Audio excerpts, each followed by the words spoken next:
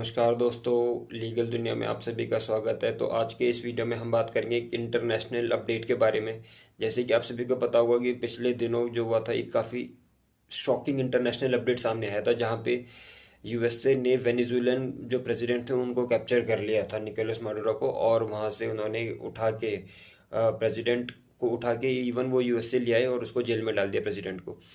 अब ये ट्रम्प वैसे तो सनकी है, ये अब ये बोल रहे हैं कि हम ग्रीनलैंड को, जो एक सॉवरन टेरिटरी है ना, डेनमार्क, वैसे तो डेनमार्क के अंडर है में है, बट वो सॉवरन टेरिटरी एक तरीके की, उसको भी धमकी दे रहा है कि अब हम ग्रीनलैंड को भी लेंगे। क्यों? क्योंकि ग्रीनलैंड जो है वो आपको पता होगा कि आर्कटिक ओशन के पास है, और वो कह रहा है कि वहाँ पे रशियन और चाइनीज़ का इन्फ्लुएंस ज़्यादा बढ़ रहा है, इसलिए हम ग्रीनलैंड को भी लेंगे।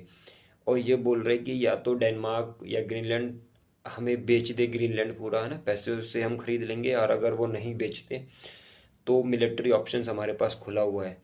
ये इतना बावला हो चुका है ट्रम्प, अब ये फोर्स का यूज़ करने की बात कर रहा है, यानी कंट्री को पूरी पूरी धमकी दे रहा है कि या तो आप अपने आप को बेच दो, या नहीं तो फोर्स का रास्ता है, हम बलपूर्वक अपनी मिलिट्री भेज के आपको कैप्चर कर लेंगे। अब ये बताइए, इस टाइप की बातें ये खुलेआम कर रहा है तो इंटरनेशनल लॉ कहाँ गया? इंटरनेशनल लॉ की आज के डेट में कोई वैल्यू नहीं रह गई है। इंटरनेशनल लॉ जो है ये सिर्फ और सिर्फ अपने जब ज़रूरत के हिसाब से यूज़ कर रहे हैं। एक तरीके से ये एक इंटरनेशनल लॉ बेसिकली रेस्टोरेंट का मेनू कार्ड बन गया है, जहाँ पे आपको जो लॉ पसंद आ रहा है आप वो चूज़ कर रहे हो, जो पसंद नहीं आ रहा उसको आप देख ही नहीं रहे।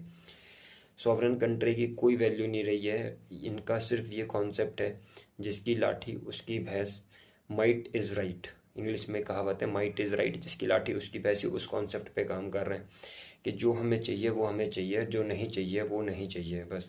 दूसरा, जब इनकी हिपोक्रेसी क्या है, जब ये लोग ऐसे बोल रहे हैं, ऐसे काम कर रहे हैं, तो इनको कोई प्रॉब्लम नहीं है, तब ये इंटरनेशनल लॉ की कोई परवाह नहीं करते।